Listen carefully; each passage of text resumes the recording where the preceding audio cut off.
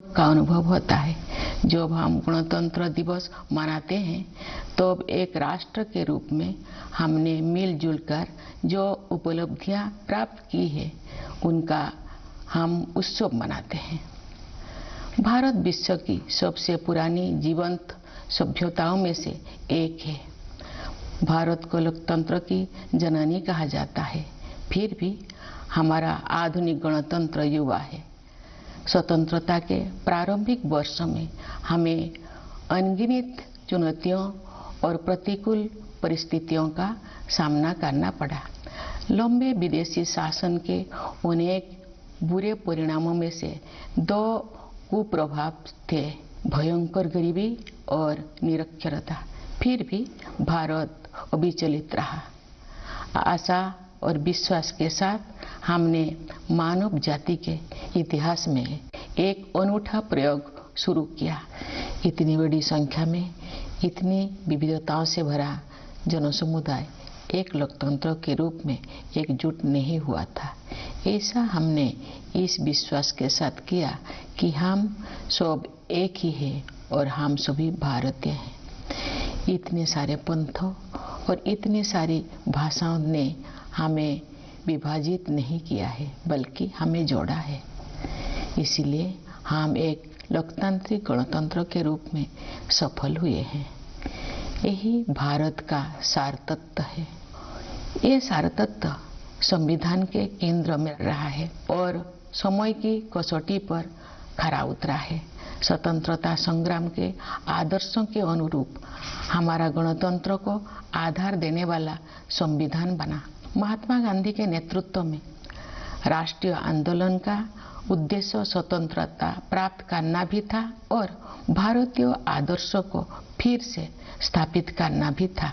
उन दशकों के संघर्ष और बलिदान ने हमें न केवल विदेशी शासन से बल्कि थोपे गए मूल्यों और संकीर्ण विश्व दृष्टिकोण से भी आजादी दिलाने में मदद की।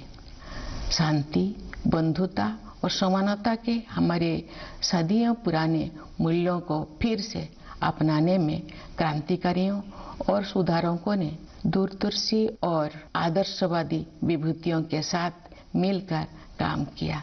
जिन लोगों ने आधुनिक भारतीय चिंतन धारा को प्रवाह दिया, उन्होंने आन भद्राः कृतवयन्तु विश्वतः, अर्थात हमारे पास सभी दिशाओं से अच्छे विचार आए कि वैदिक उपदेश के अनुसार प्रगतिशील विचारों का भी स्वागत किया।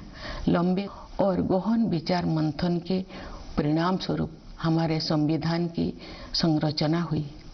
हमारा ये बुनियादी दस्तावेज दुनिया की सबसे प्राचीन जीवंत सभ्यता के मानवतावादी दर्शन के साथ साथ आधुनिक विचारों से भी प्रेरित है। हमारा देश बाबा साहेब भीमराव अंबेडकर का सदैव ऋणी रहेगा, जिन्होंने प्रारूप समिति की अध्यक्षता की और संविधान को अंतिम रूप देने में महत्वपूर्ण भूमिका निभाई।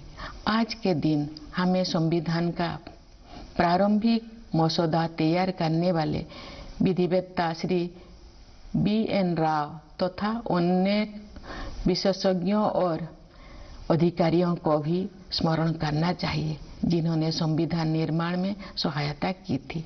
हमें इस बात का गर्व है कि उस संविधान सभा के सदस्यों ने भारत के सभी क्षेत्रों और समुदायों का प्रतिनिधित्व किया। संविधान निर्माण में सभा की 15 महिला सदस्यों ने भी योगदान दिया।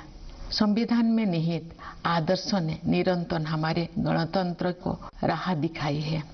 इस अवधि के दौरान भारत एक गरीब और निरक्षर राष्ट्र की स्थिति से आगे बढ़ते हुए विश्व मंच पर एक आत्मविश्वास से भरे राष्ट्र का स्थान ले चुका है। संविधान निर्माताओं की सामूहिक बुद्धिमत्ता से मिली मार्गदर्शन की बिना प्रगति संभव नहीं थी। बाबा साहेब आम्बेडकर और अन्य विभूतियों ने हमें एक मानचित्र तथा एक नैतिक आधार प्रदान किया। उस राह पर चलने की जिम्मेदारी हम सब की है। हम काफी हद तक उनकी उम्मीदों पर खरे उतरे भी हैं, लेकिन हम ये महसूस करते हैं कि गांधी जी के सर्वोदय की आदर्शों को प्राप्त करना अर्थात सभी का उत्थान किया जाना अभी बाकी है। फिर भी हमने सभी क्षेत्रों में उत्साहजनक प्रगति हासिल की है। प्यारे देशवासियों, सर्वोदय के हमारे मिशन में आर्थिक मंच पर हुई प्रगति सबसे अधिक उत्साहजनक रही।